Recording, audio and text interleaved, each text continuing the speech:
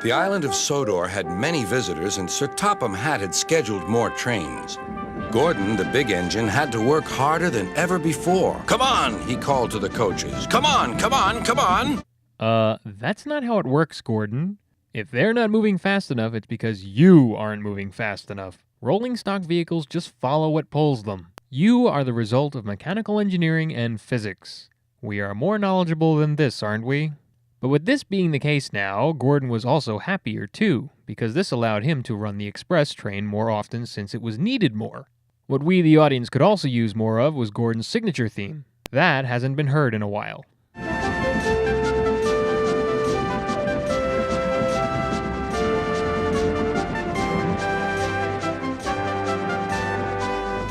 Whenever Gordon finished one journey, it was time for another to begin. But even with Gordon pulling the express as frequently as he did, Top Hat felt that he needed a break, and generously gave him some time off. Taking over the role as fastest engine on Sodor was given to James, since he had shown he could do it once before. Of course, this gave James a bigger head than usual. Just out of my own curiosity, though, what was Henry up to? He too was able to pull the express. Is he still doing more Sodor tours? If anything, I'd expect more of those to occur right now since it is the summer. Beats me. Anyway, James went around bragging about his transitory role to Toby. "You know, little Toby," he boasted, "I'm an important engine. Everyone knows it. I'm as regular as clockwork. Never late, always on time. That's me." "Says you," replied Toby. Hey now, Toby's not taking no bullcrap from James. He does not care what he has to say. What a savage. And James better be careful too, because he's already taking on a Gordonism again. Get ready for another turn of events that'll make James eat his own words. Shortly after, Top Hat came by to notify Toby that he needed to go to the works for a checkup, and to have whatever was worn mended. Knowing Henrietta would need an engine to fill in, Top Hat had Percy take care of her.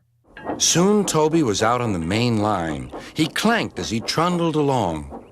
He's a little engine with small wheels. His tanks don't hold much water. He had come a long way and began to feel thirsty. Why is it that Toby gets these drudging moments where he's all alone and by himself for ungodly amounts of time with no music?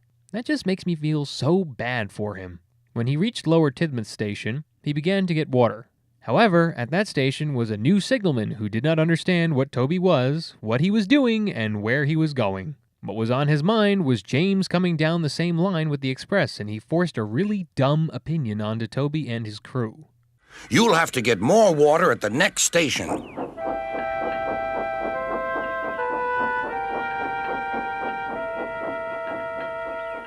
Hurrying used a lot of water, and his tanks were soon empty. Oh my gosh, this signalman is stupid. If he had given Toby another half a minute, he would have had a full tank. What a nitwit. Ugh, some idiots, I tell you. So with Toby having no way of getting off the main line now, his fireman flagged down Percy, who happened to be rolling by. He requested to be brought back to warn James, who was still headed their way. Back at Lower Tidmouth Station, James realized he was not going to be running like clockwork this time. Well, James, this is what happens when you don't shut up about yourself. "My fault," said the signalman. "I didn't understand about Toby." "Now, James," said his driver, "you'll have to push Toby." "What, me?" snorted James. "Me? Push Toby and pull my train too?" Deal with it, James. You came this far already. There's no turning back now. That signalman's reason, though, I just can't. I didn't understand about Toby. What exactly did you not understand? The fact that he's a steam engine? The fact that he needed water to keep going? The fact that he would have gotten off the main line if you let him get water? These questions have answers so blatant it's just preposterous what this fool didn't understand about Toby. In his words. At least he admitted it was his fault. This guy should be fired, though. Ugh. And as frustrated as James was, he went off to help Toby. Quickly finding him, James buffered up and began moving Toby forward. Yeah, I am sure this is in no way what James had planned or had in mind for the day, but hey, Gordonisms never fail in making one fall flat on their face. What I want to know is, will Toby make it to the works after this? Because that's where he was headed before all this came about. Right now, Toby is just hitching a ride. Friggin' freeloader. Just kidding. When he reached the workstation, he felt exhausted. Some children were on the platform. Coo! The express is late, and it's got 2 engines. I think James couldn't pull it on his own, so Toby had to help him. Never mind, James, whispered Toby. They're only joking. Huh, said James. Toby just smiled. Yeah, not like he could do much else. This story is simple but great for the most part. The overall message of the story may be the same like many other Gordonism formula episodes, but the fact that the interactions between different characters is used is what makes it stand out.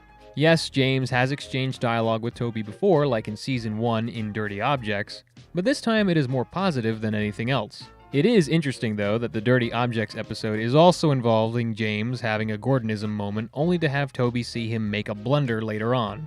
James obviously hasn't learned to keep his yap shut around Toby, because all he keeps doing is end up looking like a fool. Not much else to be said there.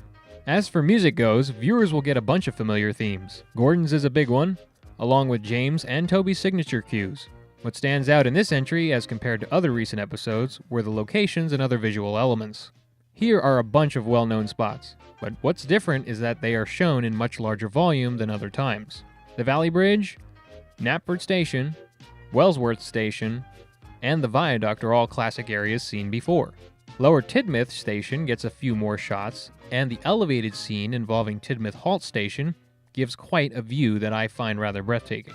Don't get me wrong though, the viaduct still tops it, which I also notice it's no longer being worked on. Guess that project of reinforcing the arcs are finally complete. About time. Next episode is Gordon and the Famous Visitor. Thanks for watching.